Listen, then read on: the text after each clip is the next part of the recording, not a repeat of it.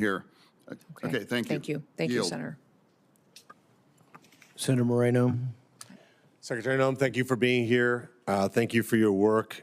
I just want to reiterate for the record, 93% drop in border encounters. Is that accurate? That is correct. And are you aware that during the Biden-Harris administration, we had 4,000 aliens that died along the journey to come to America?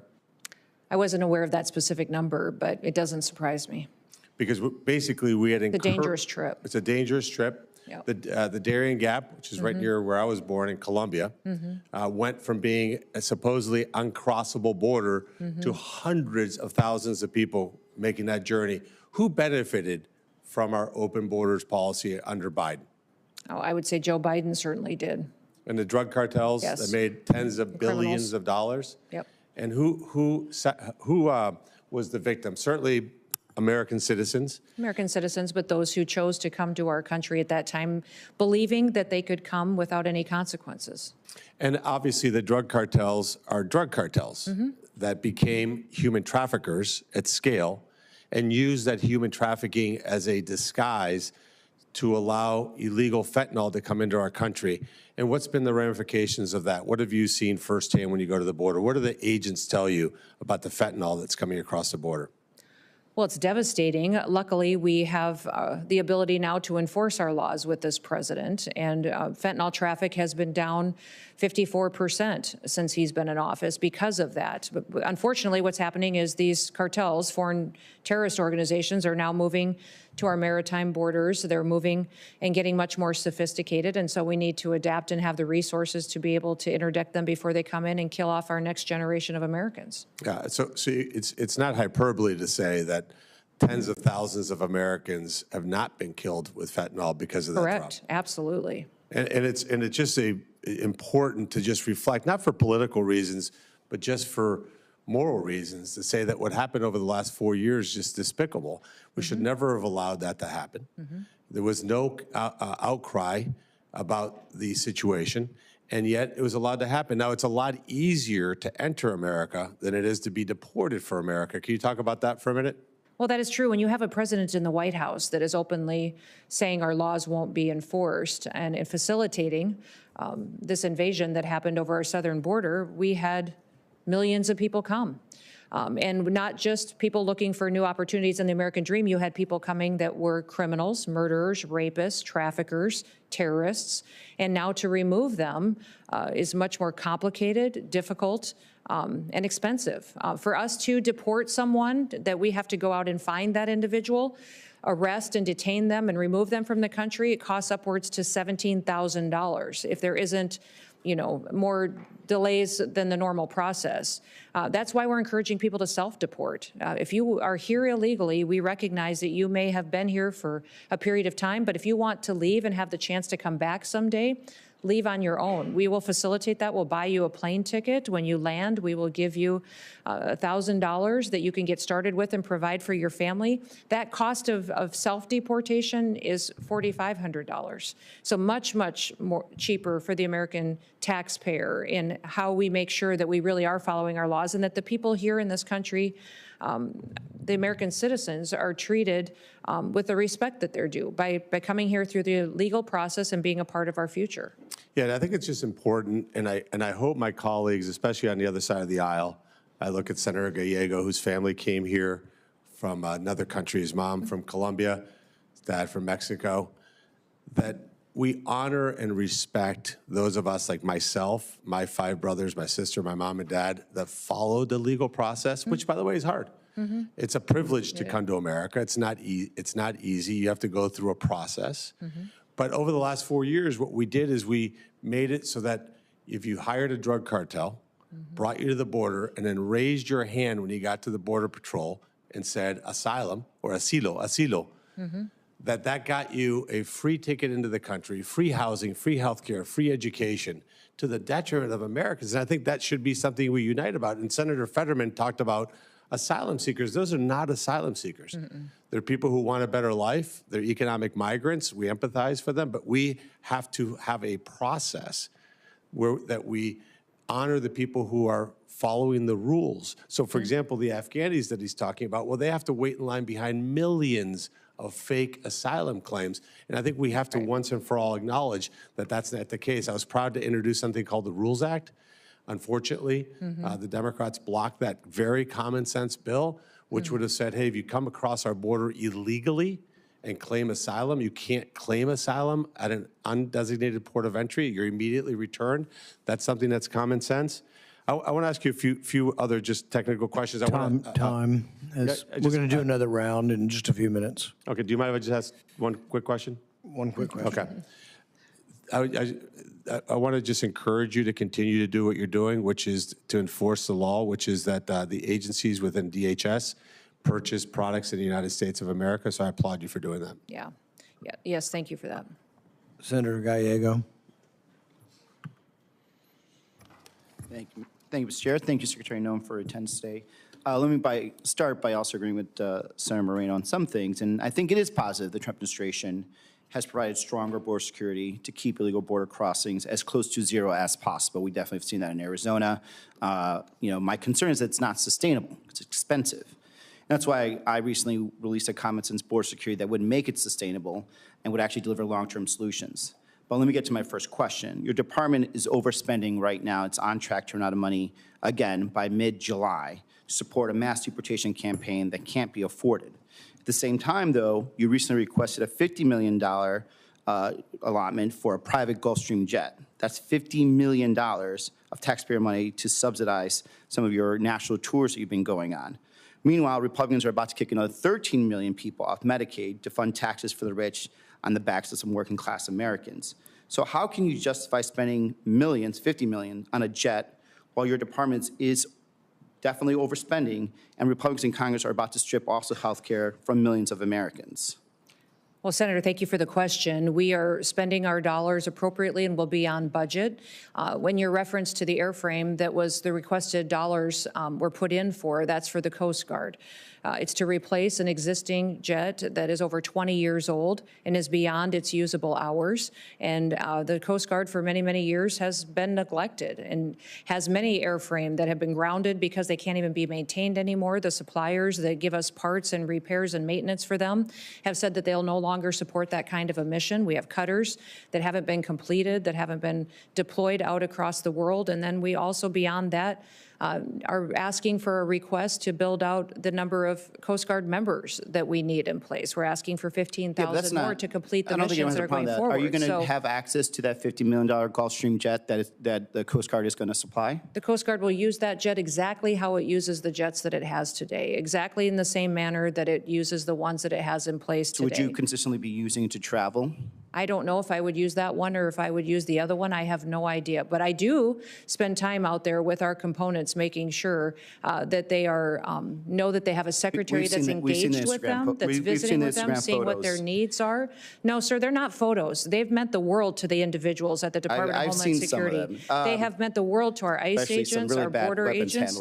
When they ask me to be out there with them, so they know what their lives are like. Talking to some law enforcement, besides those under DHS, we've also seen some law enforcement that have been pulled away from investigations, such as child porn, sex trafficking. We've had some agents pulled in that were doing investigations on bank fraud that are now, provisional ICE agents. And I think creating and making them do this type of work is also making us more and more dangerous, since they're not actually doing this long-term investigation. On the other hand, I have talked to some border chiefs and sheriffs repeatedly, and they've been highlighting the danger associated with cartels targeting teenagers in border communities through social media apps and recruiting them to participate in smuggling operations. And one of the bills I introduced with several colleagues here, actually, is the Combating Cartels on Social Media Act, which will help DHS counter this threat. Arizona communities cannot wait for the legislative process to play out on this. What is DHS doing to solve this problem and help keep American children and communities safe from cartel criminal activity and recruitment too? Well, that is the problem that we have with the longer that they're here, the more established they become and the more they recruit individuals who may live in this country, U.S. citizens, or even our kids to be a part of Some of their them are actually on the other operations. side too. It's both sides. What do you mean on their side? Some of the cartels are using social media on, let's say, Mexico, Yes, wherever. definitely they So are. it's back and forth. Yes, they definitely are, but they also are infiltrating our country still by recruiting our children to be a part of their Yes, that's the networks. problem, yeah.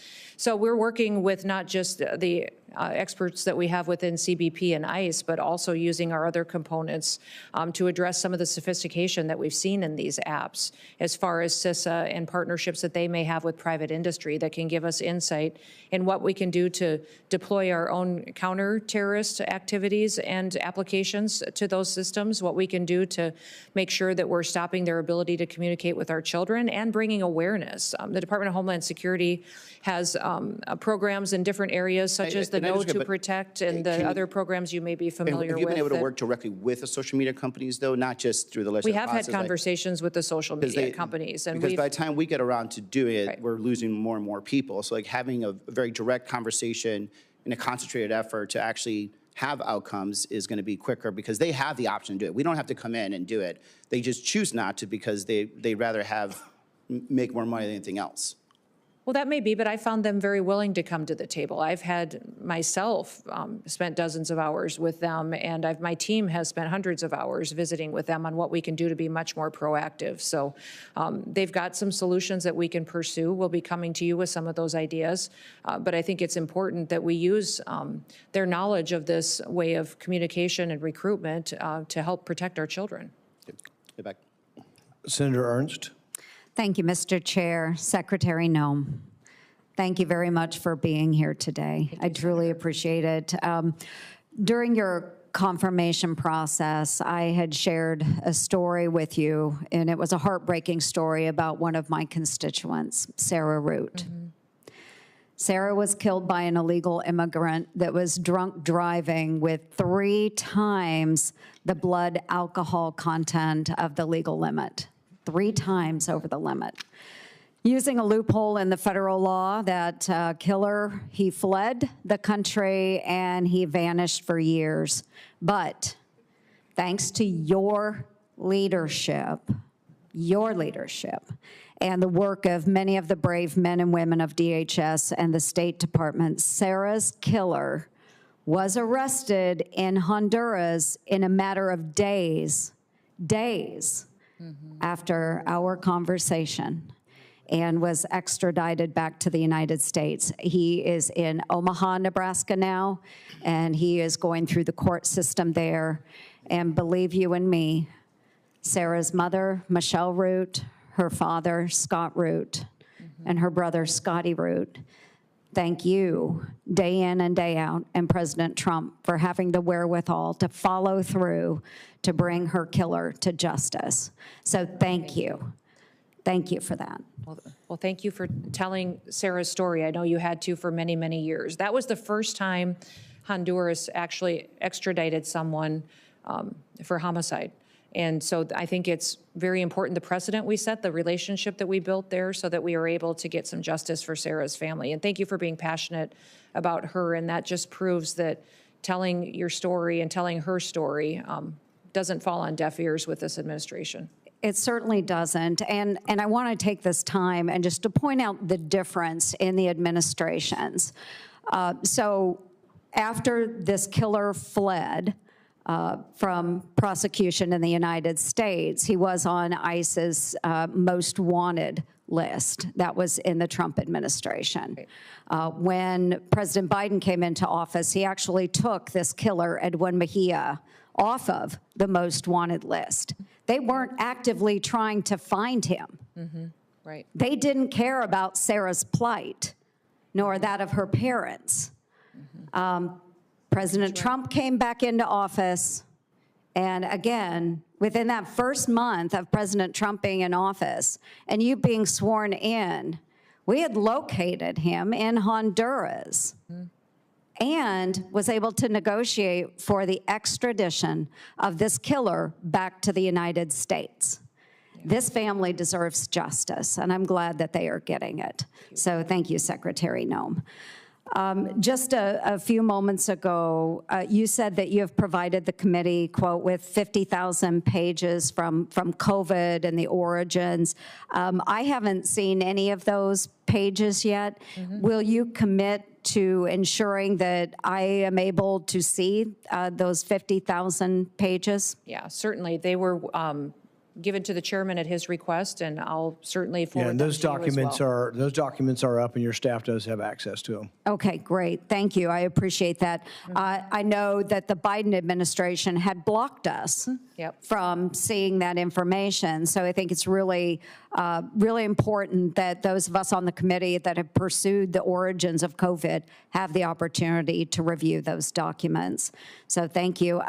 Just in the remaining time that I have, I want to talk a little bit about the DOJ work that we have going on, and you've been a very good partner with DOJ. And I want to commend your recent efficiency. You've enhanced election integrity, and you've saved taxpayer dollars. And in October of 2024, my home state of Iowa uncovered over 2,000 cases of non-citizens. Iowa, 2,000 cases of non-citizens registering to vote or voting after self-identifying as non-citizens at the DMV. This happens every day, folks. The previous administration, again, Joe Biden's administration, obstructed Iowa's request for immigrant verification records in the days before our federal election. This is unacceptable, and I'm grateful that you tackled this issue immediately. Some people may say 2,000 people, no big deal, but I will remind you that in one of our congressional districts, in the case of Marionette Miller Meeks, who's now a congresswoman, she won her race by six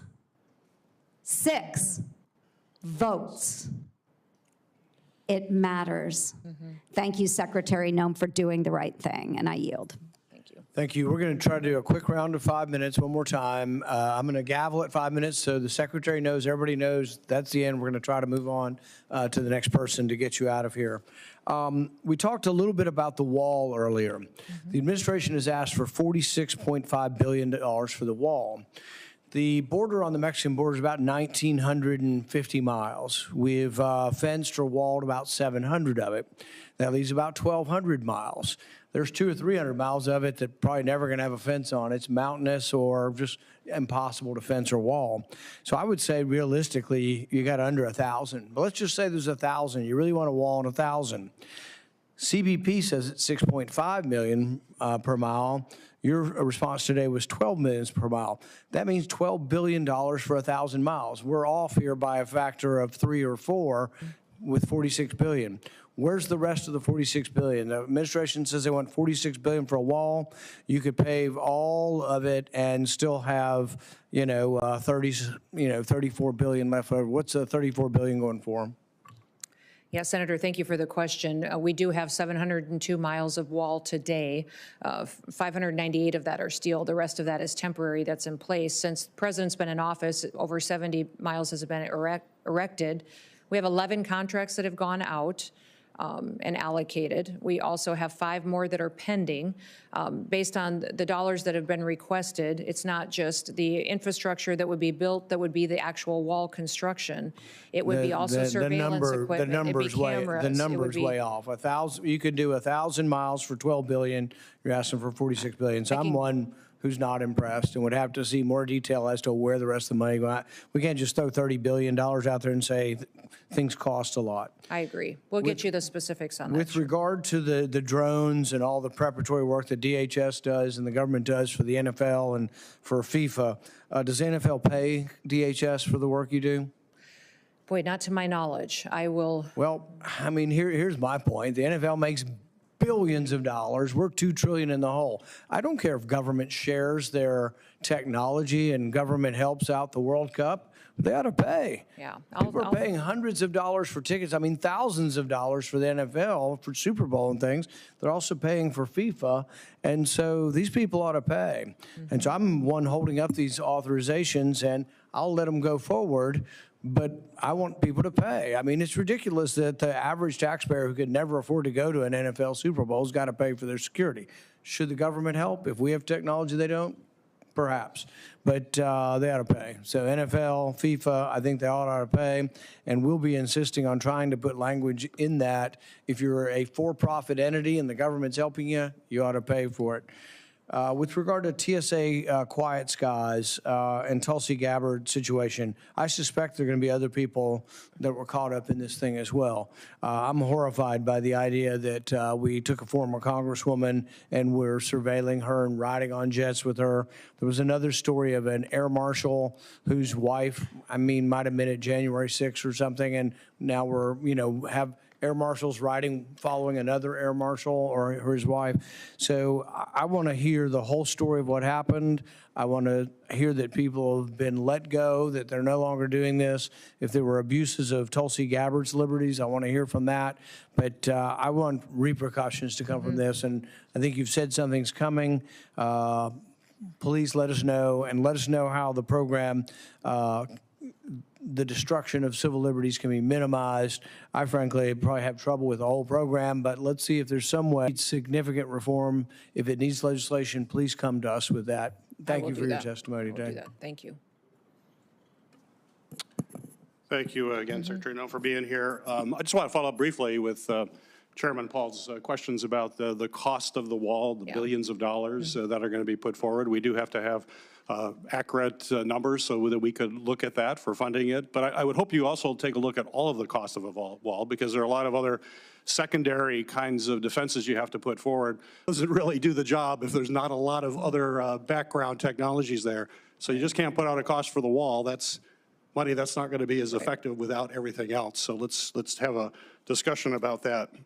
For the first time in U.S. history, the federal government, at the direction of President Trump, is moving immigrants apprehended and detained in the United States on civil immigration charges to Naval Station at Guantanamo Bay, which I know you're very familiar with.